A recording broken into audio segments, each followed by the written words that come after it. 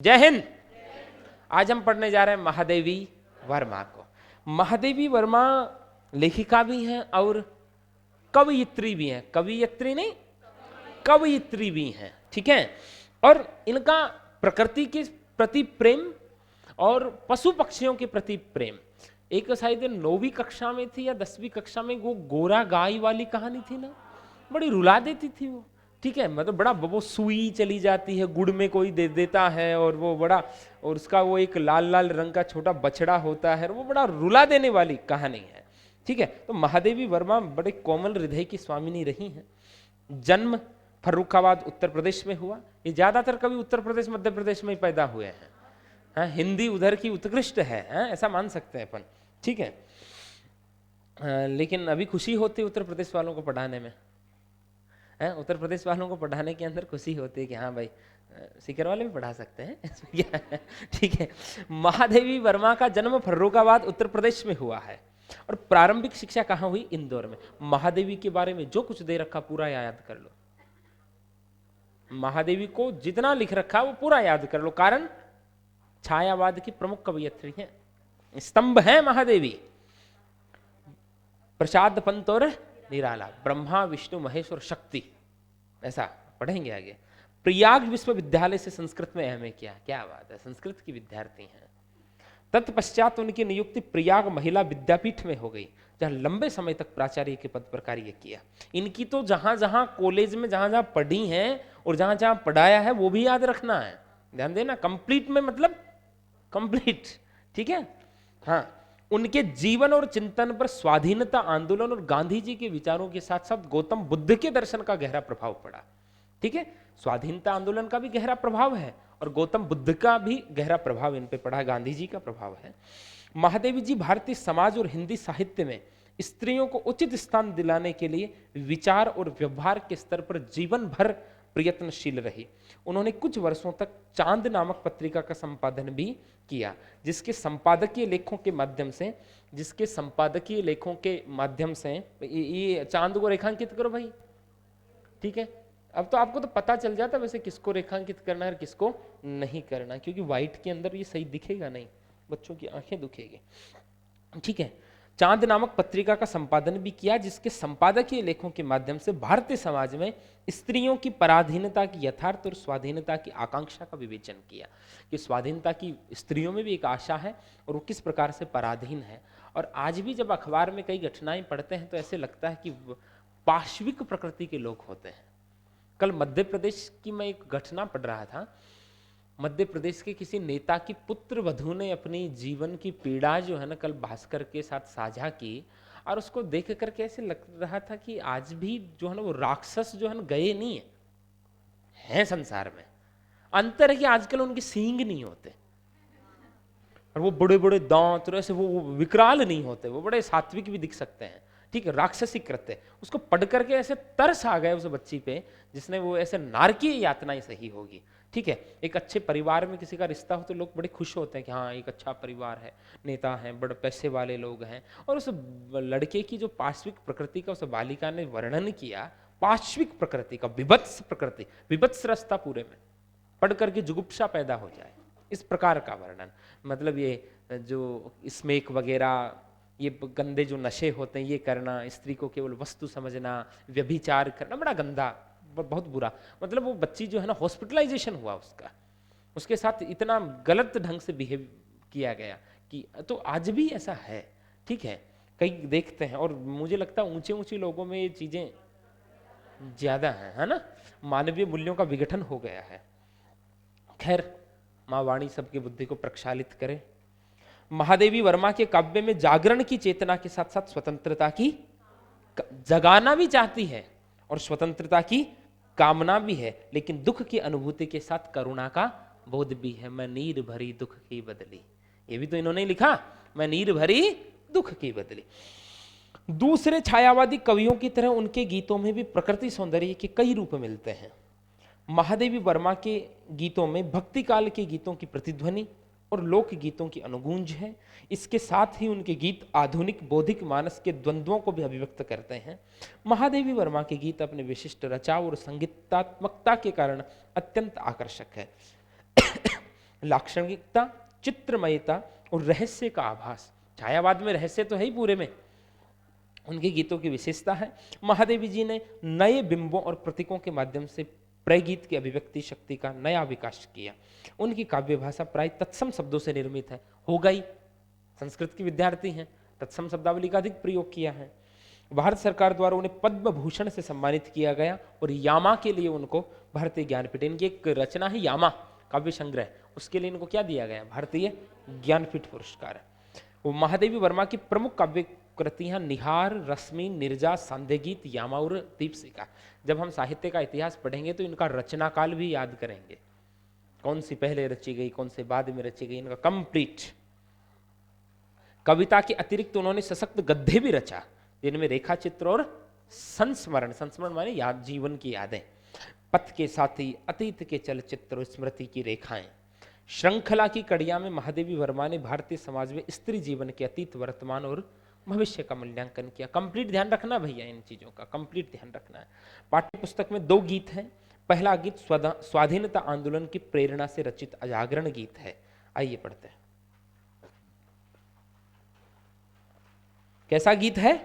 जागरण गीत। स्वाधीनता आंदोलन में भाग लेने के लिए महादेवी प्रेरित करती हैं।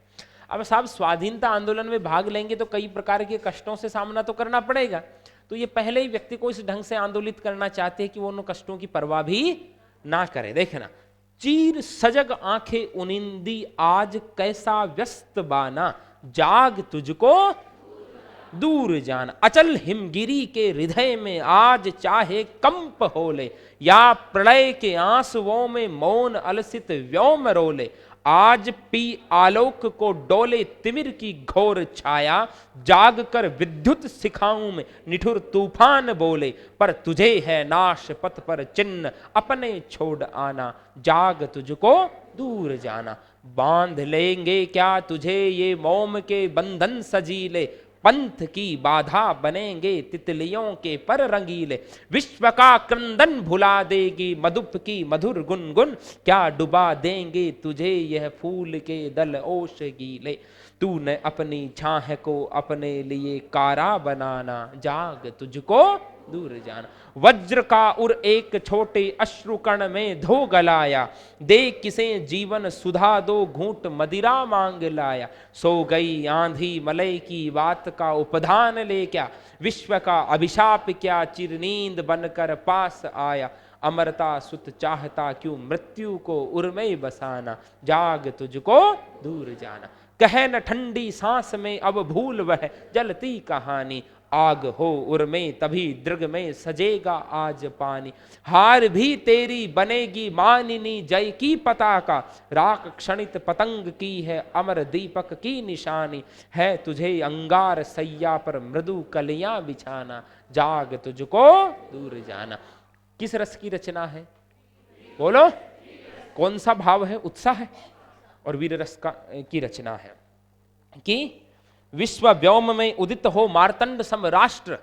ऐसा भाव है कि विश्व के व्योम में ये जो राष्ट्र जो है सूर्य की तरह उदित हो। ये हमारी एक रचना है, इससे तकरीबन ऐसा भाव कि विश्व व्योम में मार्तंड सम उदित हो राष्ट्र, आर्त स्वरू का हम त्राण कर सके, भौतिक भ्रम में मनुष्यत्व भूल रहा, ऐसे कापुरुषों के मन में चेतना का हम प्राण भर सके, शक्ति दीजिए हे हिंगला, हे चंडिका, जगत गुरु पुनः ये भारत बन सके। इस प्रकार की एक रचना, वही भाव।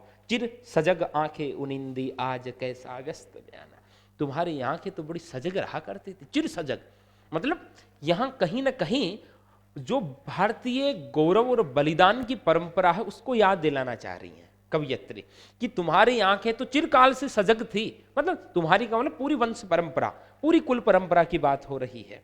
तुम्हारी आंखें तो चिर सजग थी, आज उनिंदी कैसे, आज नींद में और आलस में बोझिल कैसे, आज कैसा व्यस्त बाना, और ये कैसा अस्त व्यस्त वस्त्र तूने धारण कर रखे हैं, जाग तुझको दूर जाना। तू खड़ा हो, बोध कर आवश्यकता का और कर्तव्य का, तुम्हें बहुत दूर जाना है। स्वाधीनता आंदोलन के लिए प्रेरित कर रही हैं कवयित्री। अचल हिमगिरी के हृदय में आज चाहे कंप होले। भाई जब व्यक्ति स्वाधीनता आंदोलन में भाग लेने जाएगा तो स्वाभाविक तौर पे कई प्रकार के उसके व्याघात आएंगे, कई प्रकार की पीड़ाओं को झेलना पड़ेगा, कष्ट आएंगे, कष्टों से जूझना पड़ेगा, तो व्यक्ति निराश होकर के मुड़ न जाए। इसलिए कवियत्री उसको कहती हैं, अचल हिमगिरी के हृदय में आज चाहे कंप होले। अचल हिमगिरी, जो हिमालय जैसा अचल पर्वत है, अटल है, चाहे उसमें कंपन हो जाए, या प्रलय के आंसुओं में मौन अलसित व्योम रोले, और प्रलय के आंसुओं में मौन अलसित व्योम रोले, और ये जो आकाश जो है ना, और इसमें जो अलसाए हुए बादल हैं, यदि वो प्रलय जैसी बारिश भले कर दे, दोनों बात है। अरे बादल जब बरसते हैं तभी प्रलय आती है, ठीक है। और तो यहां क्या लिखा, प्रलय के आंसुओं में मौन अलसित व्योम रोल। ये अलसाया हुआ आकाश जो है ना, अभी ये साफ साफ दिख रहा, अलसाया हुआ अलसित व्योम, भले ये प्रलय कर दे, मतलब घनघोर तेज मूसलाधार क्यों ना हो जाए, आज पी आलोक को डोले तिमिर की घोर छाया। और चारों ये जो प्रकाश फैला है ना, भले से प्रकाश को पी करके चारों ओर अंधकार छा जाए, जागकर विद्युत शिखाओं में निठुर तूफान बोले, और आकाश में ये बिजलियां चमक रही, इनमें भले घोर तूफान आ जाए, मतलब चक्रवात आ जाए, तूफान आ जाए, पर तुझे है नाश पथ पर चिन्ह अपने छोड़ आना। लेकिन ये इतना जो नाश विनाशकारी यदि रास्ता भी हो ना, तो उस रास्ते पर भी तुम्हें अपने चिन्ह छोड़ करके आना है, अपनी अमिट पहचान छोड़नी है। जाग तुझको दूर जा, मतलब प्रकृति में कितने ही खतरनाक परिवर्तन क्यों ना हो जाए, ये कहकर के कवियत्री जाने वाले व्यक्ति को मजबूत करना चाहती हैं कि भले पर्वत हिल जाए, भले प्रलय हो जाए, भले अंधकार छा जाए, भले तूफान आ जाए, लेकिन तुम्हें नहीं रुकना है, तुम्हें आगे बढ़ना। यही तो भाव है कि अचल हिमगिरी के हृदय में आज चाहे कंप होले, पढ़ा करो साथ साथ, या प्रलय के आंसुओं में मौन अलसित व्योम, व्योम मानी आकाश, आज पी आलोक को डोले तिमिर की घोर छाया। आलोक मानी प्रकाश, प्रकाश को पी करके अंधेरे की छाया, तिमिर मानी अंधेरा, मतलब इस उजाले को पी जाए और चारों ओर क्या हो जाए, अंधेरा हो जाए। जागकर विद्युत शिखाओं में निठुर तूफान, और इन ये जो बिजलियां हैं इनमें भले घनघोर तूफान आ जाए, अरे तूफान होता ना, बिजलियां चमकती, गुड़गुड़ाहट पैदा होती, डर लगता, भले वैसा भयंकर माहौल क्यों ना हो जाए, पर तुझे है नाश पथ पर चिन्ह अपने छोड़ आना। लेकिन तुम्हें इस विनाशकारी पथ पर भी अपनी पहचान छोड़नी है, तुम्हें आगे बढ़ना है, जाग तुझको दूर जाना। यहां व्यक्ति को मजबूत कर दिया, किससे, विपदाओं से, कष्टों से। कष्टों से व्यक्ति मजबूत हो गया, तो अब वो किससे बंधेगा, वो पारिवारिक बंधनों में बंधेगा, वो मोह माया ममता के बंधनों में बंधेगा, वो संसार के सौंदर्य के बंधनों में बंधेगा, और बलिदान के पथ पर जाने से वो हो सकता है कि उसका हृदय कमजोर पड़ जाए। इसलिए अगली पंक्तियों में कवियत्री इस ढंग से मजबूत करना चाहती हैं कि बांध लेंगे, मतलब प्रश्न कर दिया, क्या तुम इतने कमजोर हो कि बांध लेंगे क्या तुझे ये मोम के बंधन सजीले। मोम के बंधन पारिवारिक रिश्तों को कहा गया है, मोम की तरह कोमल और कच्चे होते हैं जी, ठीक है। और ये सजीले, ये सजे धजे, ये मोम के जो बंधन है, ये घर के जो पारिवारिक जो है नाजुक से रिश्ते हैं, इनकी डोर क्या तुम्हें बांध लेगी। ऐसा कहकर के क्या कह दिया, मतलब तुम इतने मजबूत हो कि तुम्हें ये नहीं बांध सकते, क्या तुम्हें ये बांध लेंगे, ठीक है। पथ की बाधा बनेंगे तितलियों के पर रंगीले, क्या तुम्हारे पथ की बाधा ये तितलियों के रंगीले पर बनेंगे। तो तितलियों के रंगीले पर से मतलब क्या है, संसार की सुख सुविधाएं, संसार का सौंदर्य, या यौवंगनाएं, युवतियां, सौंदर्य, क्या तुम इनके आकर्षणों में बंध जाओगे। विश्व का क्रंदन भुला देगी मधुप की मधुर गुनगुन, ठीक है। और क्या जो मधुर, जो भंवरा है उसकी मधुर गुंजन जो है, मधुर गुनगुनाहट जो है, क्या तुम्हें विश्व का क्रंदन सुनने से विमुख कर देगी। मतलब तुम्हारे समाज में, तुम्हारे देश में क्रंदन है, चारों ओर लोग रो रहे हैं, ठीक है, पीड़ा फूटी हुई है, पराधीनता की बेड़ियों में मां भारती जकड़ी हुई है, क्या वो क्रंदन तुम सुन न पाओगे इन प्रेम और मोहब्बत के गानों में डूब करके। मधुप गुनगुन का मतलब यही हुआ ना, क्योंकि परिवार के रिश्तों की बात की, फिर तितलियों के परों की बात कर दी। तितलियों का पर मतलब सुंदर आभूषण और वस्त्र पहने हुई युवतियां, ये भी हम यहां अर्थ ले सकते हैं, ठीक है। और व्यक्ति प्रेम में डूब करके गाने ही सुनता है, तो क्या ये मधुप की गुनगुन तुम्हें विश्व का क्रंदन सुनने से रोक देंगी। क्या डुबा देंगे तुझे ये फूल के दल ओश गीले। और ये संसार की प्रकृति में छाया हुआ सौंदर्य जो है, ओश गीले, फूलों के दल, मतलब फूलों का जो ये सौंदर्य है, संसार की जो भौतिक सुख सुविधाएं हैं, संसार में जो सौंदर्य बिखरा पड़ा है, परिवार में जो सौंदर्य बिखरा पड़ा है, रिश्तों का सौंदर्य, प्रेम का सौंदर्य, भावनाओं का सौंदर्य, ओस गीले, ओस जैसे ये कोमल जो है, क्या तुम्हें ये रोक लेंगे? तूने अपनी छाह को अपने लिए कायरा बनाना, ये तो दूर की बात, तुम्हारी परछाई को भी कोई कैद न कर पाए। तुम ऐसा बनो, क्योंकि तुम्हें आगे बढ़ना है, मां भारती को मुक्त कराना है। कितना मनोवैज्ञानिक चित्रण, साधु साधु। वज्र का और एक छोटे अश्रु कण में धो गलाया, देख किसे, अब व्यक्ति की कमजोरियों को पकड़ा उन्होंने, क्या कि वज्र का उर एक छोटे अश्रु कण में धो गलाया, देख किसे जीवन सुधा की दो घूंट मदिरा मांग लाया। सो गई आंधी मलई की बात का उपधान ले क्या, विश्व का अभिशाप क्या, चीर नींद बनकर पास आया। अमरता सुत चाहता क्यों, मृत्यु को उर में बसाना, जाग तुमको दूर जा। वज्र का उर, एक तुम्हारा वज्र जैसा कठोर हृदय अश्रु कण में धो गलाया, एक आंसुओं के कण के अंदर भीग गया, कमजोर हो गया। मतलब तुम कठोर हृदय के स्वामी होकर के क्या इन भावनाओं में बह करके कमजोर पड़ रहे हो? देख किसे जीवन सुधा दो घूंट मदिरा मांग लाया, और जीवन रूपी अमृत को दे करके क्या तुम शराब की दो बूंद मांग लाए? मतलब अपने इस अमृतमयी जीवन को तुम इन नशों में डूब करके, इस दुर्व्यसनों में डूब करके खराब कर रहे हो।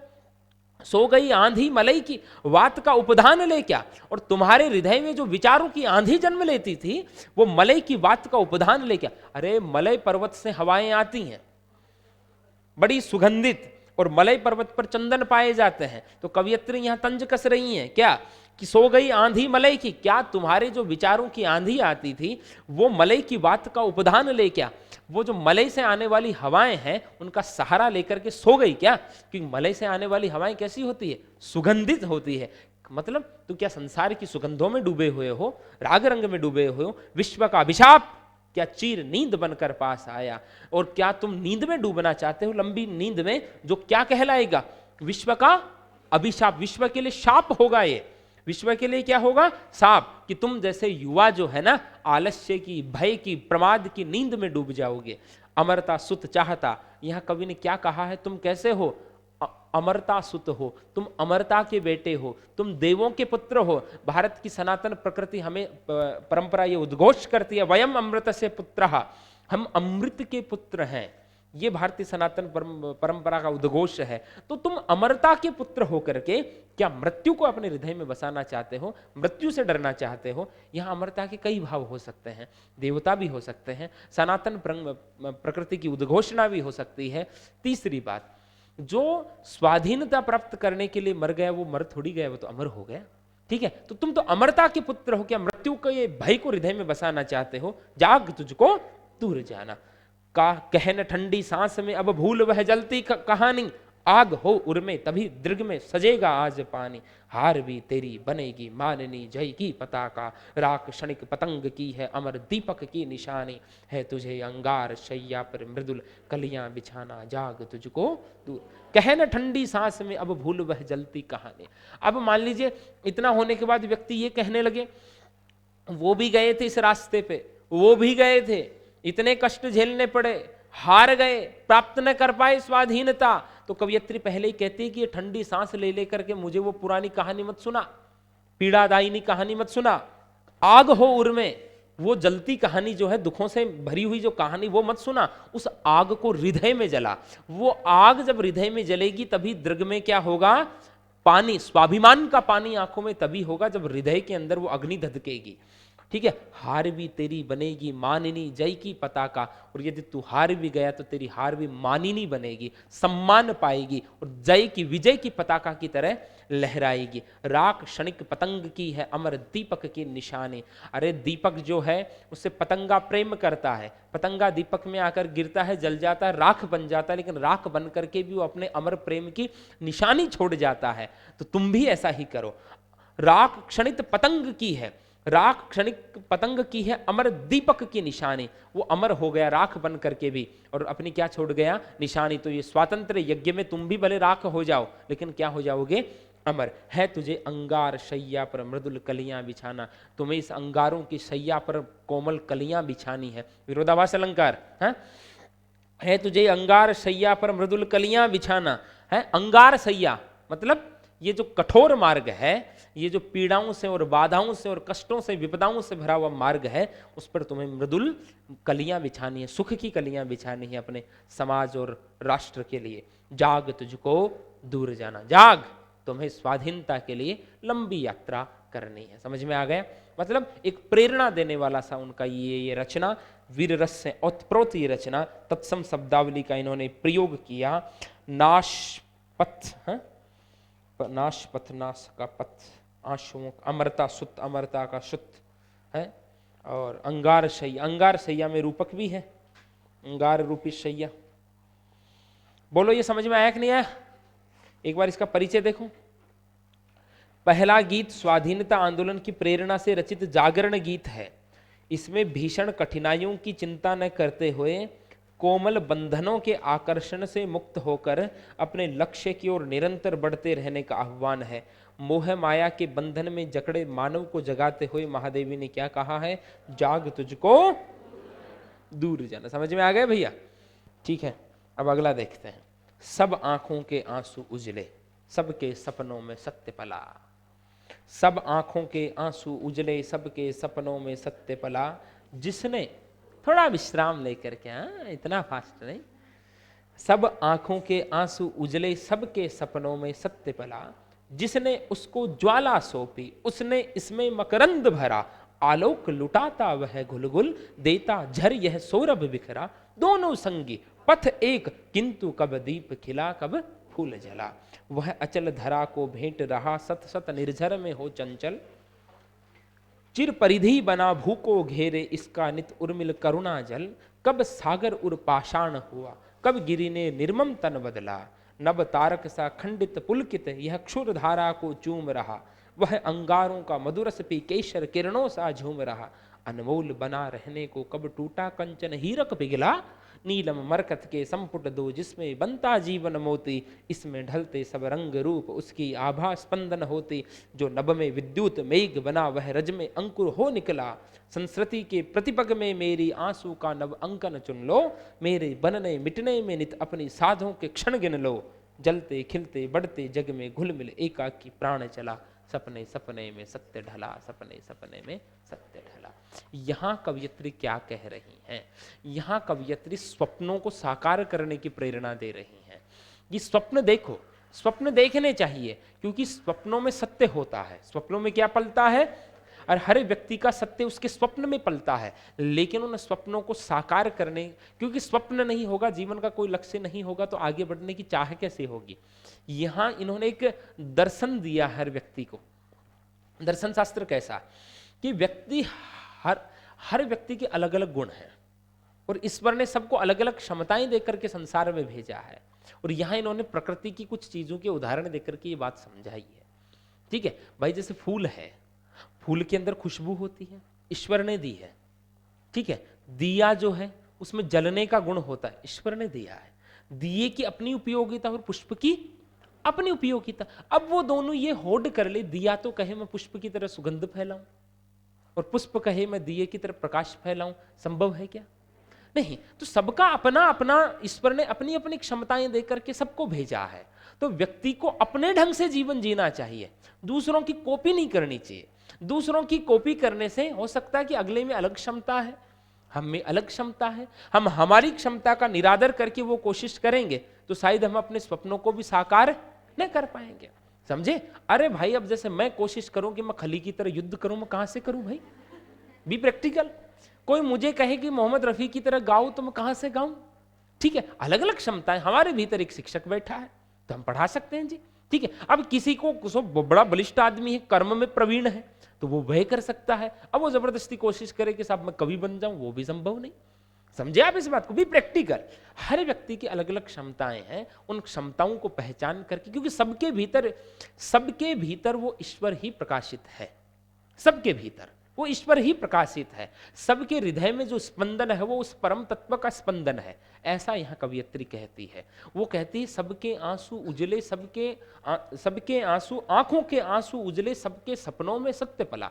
सबके सपनों में सत्य पलता है और सबकी आंखों के आंसू उजले होते हैं। आंसुओं को उज्जवल क्यों कहा? क्योंकि भले दुख हो भले सुख हो, आंसू एक समान ही आते। और हृदय गहरी अनुभूति लेता तभी आंसू आते हैं। आंसू झूठे नहीं होते। किसी की दुख पे दुखी होकर के भी आंसू आते हैं, स्वयं की पीड़ा से व्यथित होकर के भी आंसू आते हैं, गहरी खुशियां मिल जाए तो भी भावनाओं के अतिरेक में आंसू आते हैं। आंसू आते हैं तो हमेशा वो क्या होते हैं? उज्जवल होते हैं, निष्कलंक होते हैं, निष्पाप होते हैं, निश्चल होते हैं आंसू। तो ये क्या कहती हैं कि सब आंखों के आंसू उजले। सबकी आंखों के आंसू कैसे हैं? उज्जवल है। और सबके सपनों में क्या पलता है? सत्य पलता है। जिसने उसको ज्वाला सौंपी, जिसने, किसने? परमात्मा ने उसको ज्वाला सौंपी। किसको? दिए को प्रकाश सौंपा। उसने इसमें मकरंद भरा। उसने किसने? उसी परमात्मा ने। भाई जिसने दिए को प्रकाश दिया उसी ने इस फूलों में मकरंद भर दिया। फूल में मकरंद होता है, भंवरा पान करता उसका। आलोक लुटा तब है घुल घुल। तो जिसने उसमें ज्वाला भरी दिए में, तो अब क्या लुटाता है? आलोक, प्रकाश लुटाता है। देता झर यह सौरभ बिखरा। और ये जब झरता है तो सुगंध बिखेर देता है। कौन? फूल। दोनों संगी, दोनों एक ही प्रकार के लोग हैं, दोनों साथी हैं। दोनों का काम क्या है? संसार को सुख बांटना। एक प्रकाश बांट रहा और एक सुगंध बांट रहा। पथ एक, दोनों का रास्ता भी एक है, संसार का कल्याण करना। किंतु कब दीप खिला, कब फूल जला। लेकिन बताइए, क्या कभी दिया खिला और क्या कभी पुष्प जला? नहीं। मतलब सबकी अपनी अपनी क्षमताएं हैं। ठीक है। तो ये प्रकृति की चीजों का उदाहरण देख करके कवियत्री ये हमें समझा रही है। वह अचल धरा को भेंट रहा, शत शत निर्झर में हो चंचल। वह अचल, अचल मानी पर्वत। पर्वत जो है ना, पृथ्वी को ईश्वर की भेंट है। पर्वत जो है ईश्वर की, प्रकृति को क्या है? भेंट है पृथ्वी को। वह अचल धरा को भेंट रहा, सत सत निर्झर में हो चंचल। और यहां दूसरा भाव भी है कि वह जो पर्वत है ना, वो धरा को, पृथ्वी को भेंट करता है। क्या? सैकड़ों झरने। अरे झरने कहां से निकलते हैं? पहाड़ों से निकलते हैं। तो ये क्या करे कवियत्री? क्या करे? वह अचल, वह पर्वत सैकड़ों झरने पृथ्वी को चंचल होकर के भेंट कर रहा है। चिर परिधि बना भूको घेरे, इसका नित उर्मिल करुणा जल। और वही जल, वही करुणा बरसाने वाला जल, निर्मल जल क्या करता है कि पृथ्वी को परिधि बना करके घेर के रखता है। पृथ्वी चारों ओर किससे घिरी हुई है? जल से घिरी हुई है। कब? लेकिन अब ये प्रश्न करें, कब सागर उर पाषाण हुआ? लेकिन क्या कभी समुद्र का हृदय पत्थर हुआ? और कब गिरी ने निर्मम तन बदला? और क्या कभी पर्वत ने अपना जो निर्मम कठोर जो शरीर है उसको बदला? क्या? नहीं। उनका अपना अस्तित्व है, अपनी उपयोगिता, वो अपना कर्म कर रहे हैं। भाई पर्वत कठोर है, लेकिन वो पृथ्वी को क्या भेंट कर रहा? निर्मल जल। और वो निर्मल जल किसको घेरे हुए है? पृथ्वी को घेरे हुए है। भाई उसी जल ने पृथ्वी को घेर रखा। लेकिन क्या पर्वत ने कभी अपना शरीर बदला? और क्या कभी उस सागर ने अपने हृदय को कठोर किया? नहीं। वही भाव है। नव तारक सा खंडित पुलकित, यह क्षुर धारा को चूम रहा। नव तारक सा, नव तारक मानी आसमान के तारों जैसा, उपमा है ना। नव आसमान के तारों जैसा खंडित पुलकित, टूट करके भी प्रसन्न चित्त है। यह क्षुर धारा को चूम रहा, और यह चाकू की धारा को चूम रहा है। यह किसकी बात हुई है? हीरे की। अरे हीरा जो है ना, हीरा, हीरा टूटता है तो हर टूटा हुआ टुकड़ा अपने आप में पूर्ण होता है। ठीक है। तो हीरे की उपयोगिता किसमें है? टूटने में है। वो टूटेगा तो भी प्रसन्न होगा, टूट करके भी वो खिलेगा, अपनी आभा फैलाएगा। और कैसे पुलकित होता है? नभ के तारों जैसा, नभ तारक सा, नभ के तारों जैसा खंडित, टूट करके। अरे आसमान से यह तारा भी टूटता है ना, तो प्रसन्न होता हुआ, ऐसे चमक पैदा हुआ नीचे गिरता है। तो यहां दोनों ही अर्थ हैं। नभ तारक सा खंडित पुलकित, पुलकित मानी प्रसन्न चित्त, खंडित मानी टूटा हुआ। नभ के तारे की तरह टूटा हुआ भी प्रसन्न होता है। यह क्षुर धारा को चूम रहा। जब चाकू की धाराओं से इसको तोड़ दिया जाता है तो भी ये क्या होता है? प्रसन्न होता है। दूसरी ओर बात कर रही है ये सोने की। वह अंगारों का मधुरस पी केशर किरणों सा झूम रहा। और सोने को किसमें तपाया जाता है? आग में। अरे सोने की शुद्धता का ज्ञान किसमें होता है? आग में। तो सोने में निखार भी कहाँ आता है? आग में। भाई सोने से आप कोई आभूषण बनाओ तो आग में तपा करके, गला करके ही तो उसको सांचा दोगे। ठीक है। तो वह अंगारों का मधुरस पी। तो यहां अंगारों में मधुरस कहां से आया? विरोधाभासी बात हो रही है। अंगारों का मधुरस पी केशर किरणों सा झूम रहा। और वह अंगारों का मधुर रूपी रस पी करके भी केसर सी किरणों की तरह झूम रहा है। ठीक है। तो केसर किरणों सा उपमा अलंकार। अरे केसर किरणों में कौन सा अलंकार? अरे जैसे केसर की किरणें हो वैसा कौन चमकता है? सोना। सोना अनमोल बना रहने को कब टूटा कंचन हीरक पिघला। दोनों ही अनमोल चीजें हैं, बहुमूल्य चीजें हैं, लेकिन क्या अनमोल रहने के लिए कभी सोना टूटा और हीरा पिघला? नहीं, हीरा कभी नहीं पिघलता और सोने को पिघलाने से ही उसकी उपयोगिता होती है। दोनों ने क्या अपने गुण बदले? नहीं, हीरा टूट करके अनमोल है और सोना पिघल करके अनमोल है। ठीक है, वो टूटता है, यहां कई अर्थ दे रहे हैं कवियत्री, वो टूटता है चाकू की धारा को चूम करके, मतलब कष्ट सह करके, और ये अंगारों के अंदर तो व्यक्ति जलता है, अंगारों में तो वस्तु जलती है, लेकिन ये अंगारों में जल करके भी कंचन किरणों सा झूम रहा, केसर जैसी किरणें, मतलब कष्ट ही व्यक्ति में क्या लाते हैं? निखार लाते हैं। कष्टों से जूझ करके ही व्यक्तित्व में क्या आता है? प्रकाश आता है। नीलम मरकत के संपुट दो निस्में जिसमें जिनमें बनता जीवन मोती, इसमें ढलते सब रंग रूप उसकी आभा स्पंदन होती, जो नभ में विद्युत मेघ बना वह रज में अंकुर हो निकला।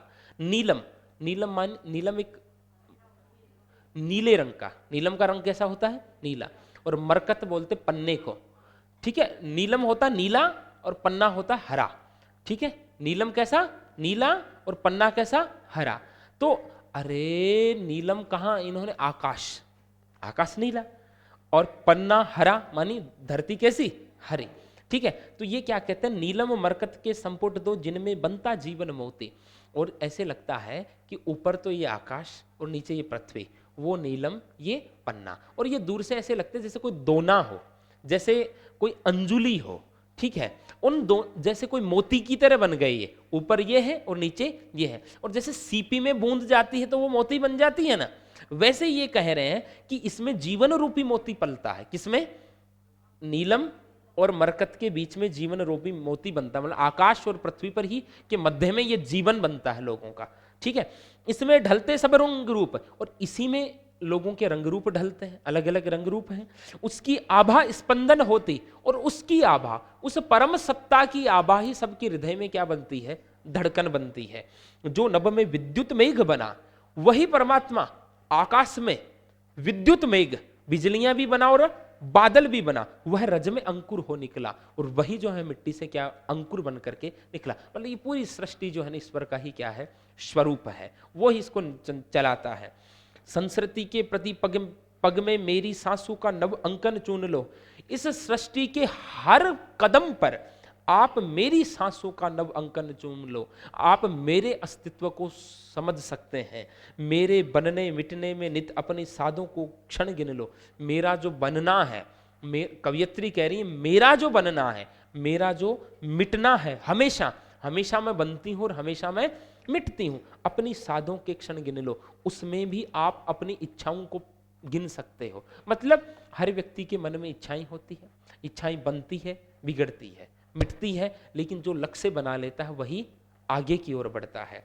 संस्कृति के प्रतिपग में, सृष्टि के हर कदम पर मेरी सांसों का नव अंकन चुन लो। आप मेरी सांसों की अनुभूति प्राप्त कर सकते हैं। मेरे बनने मिटने में नित्य अपनी साधों के क्षण गिन लो, और मेरे बनने मिटने में ही नित्य अपनी साधों के, अपनी इच्छाओं के क्षण आप गिन सकते हैं। जलते खिलते बढ़ते जग में, इस जग में जलना भी है, मतलब कष्ट भी है, खिलते आनंद भी है, बढ़ते आगे बढ़ने की प्रेरणा भी है, घुलमिल एकाकी प्राण चला। इसी संसार में मेरा ये प्राण रहा, और अब ये जब निकल रहा है तो अकेला निकल रहा। जाना सबको क्या है?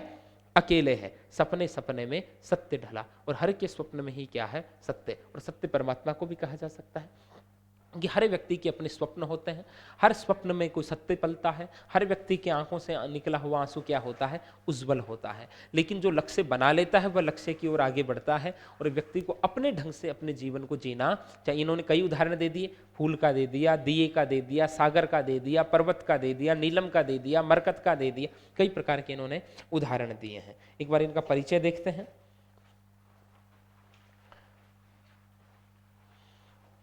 दूसरा गीत, सब आंखों के आंसू उजले में प्रकृति के उस स्वरूप की चर्चा हुई है जो सत्य है, यथार्थ है, और जो लक्ष्य तक पहुंचने में मनुष्य की क्या करता है?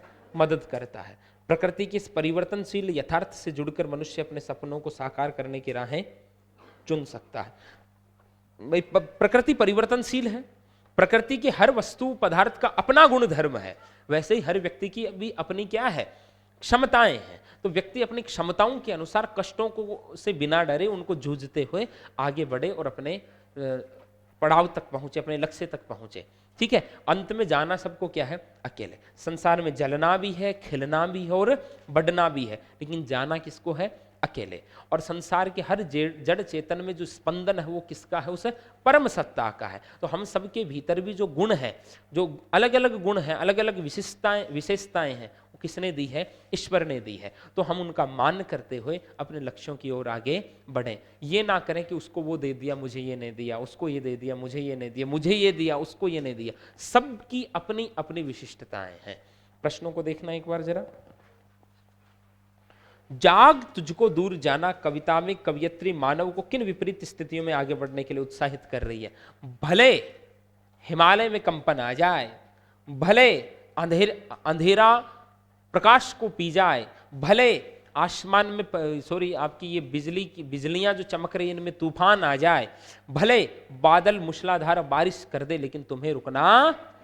कवियत्री किस मोहपूर्ण बंधन से मुक्त होकर मानव को जागृति का संदेश दे रही है। ये जो पारिवारिक रिश्तों के मोम जैसे बंधन है, और ये संसार में जो चमक दमक है, और संसार में ये तितलियों के जो रंगीले पर हैं, तितलियों के पर रंगीले का भाव समझ रहे हो, कि बसंत की खिलती कलियों पर क्या मंडराएं। मैंने लिखा है इन्हीं पंक्तियों को एक दिन अपने शब्दों में लिखा कि बसंत की खिलती कलियों पर क्या मंडराएं, हमने तो चोला ही बसंती रंग में रंग डाला है। और जाने अनजाने जब भी गूंजा है कोई इश्क का तराना, लबों से बस इंकलाब निकला है, वही भाव यहां है। ठीक है, साथ साथ हाँ, ये वही भाव आ गया यहाँ कि जाग तुझको दूर जाना स्वाधीनता आंदोलन की प्रेरणा से रचित एक जागरण गीत है। इस कथन के आधार पर कविता की मूल संवेदना को लिखिए। मूल संवेदना क्या है कि स्वाधीनता आंदोलन में भाग लेने के लिए कवियत्री भारत के लोगों को प्रेरित कर रही है। अब व्यक्ति जाता है तो वो बाधाओं से डरता है, तो पहले चरण के अंदर वो बाधाओं से न डरने की चर्चा करती है। बाद में वो अपने पारिवारिक बंधनों से हृदय के कोमल बंधनों में उलझ करके मोह ममता में डूब करके रुक जाता है, तो कवियत्री उनसे मुक्त रहने की सलाह देती है। ठीक है, फिर तीसरे के अंदर वो जो है ना, वो उसके जो जीवन की जो कमियां हैं, दुर्व्यसन है, उनसे मुक्त रहने की प्रेरणा देती है। ठीक है, और चौथे के अंदर वो क्या कहती है, कहने ठंडी सांस में अब भूल वह जलती कहानी। मतलब जो पीड़ादायिनी कहानी है उनको ठंडी सांसों में रह करके डर डर के मत बता, हृदय के अंदर वो आग जला, वो स्वतंत्रता प्राप्त करने की आग जला, तब आंखों में स्वाभिमान का पानी आएगा। ठीक है, और निम्नलिखित पंक्तियों का काव्य सौंदर्य ये तो चर्चा कर चुके। कवियत्री ने मार्ग में आने वाली कठिनाइयों को इंगित कर मनुष्य के भीतर किन गुणों का विस्तार करना चाहा। बताओ कौन से गुणों का विस्तार करना चाहा है। कि तुझे अंगार सैया पर मृदुल कलियां बिछाना है, हार भी तेरी बनेगी मानिनी जय की पता का, ये कहकर के उसको उत्साहित किया है। ठीक है, महादेवी वर्मा ने आंसू के लिए उजले विशेषण का प्रयोग किस संदर्भ में किया, बताइए भाई। आंसू उज्जवल होते, निर्मल होते, निश्चल होते, भले सुख के हो भले दुख को, भले खुद के दुख पर आए हो भले दूसरे के दुख पर, आंसू निष्पाप होते हैं। ठीक है, सपनों को सत्य रूप में ढालने के लिए कवियत्री ने किन यथार्थपूर्ण स्थितियों का सामना करने को कहा है। कि भाई हीरा है वो अनमोल है, लेकिन वो बेचारा चाकू की धार पर कटता है। सोना भी बहुमूल्य है, लेकिन वो अंगारों में तपता है। ठीक है, ऐसी ऐसी यथार्थपूर्ण स्थितियां उन्होंने कई प्रकार के उदाहरण दे दिए यहां। ठीक है, बस बाकी तो भाव और काव्य सौंदर्य है उसकी चर्चा हो ही गई। तत्सम शब्दावली का प्रयोग है, और ये कौन है, महादेवी वर्मा है। और इनके बारे में जो कुछ दे रखा वो आपको कंप्लीट याद करना। 1907 से 87, 80 साल ये जी, और आज भी इनकी कविताएं अजर हैं, अमर हैं। यश काय जरणा मुन्नजम भयम नास्ति, यश रूपी शरीर को जरा और मृत्यु का भय नहीं होता। तभी तो कहा ना, अमरता सुत चाहता क्यों मृत्यु को उर में बसाना। तुम तो अमरता के पुत्र हो, मृत्यु को हृदय में क्यों बसाना चाहते हो। अब इसके कितने पाठ बचे, 4-5 बचे हैं क्या? 5। नागार्जुन बाबा भी है क्या? बाबा ही थे। ओके, जय हिंद।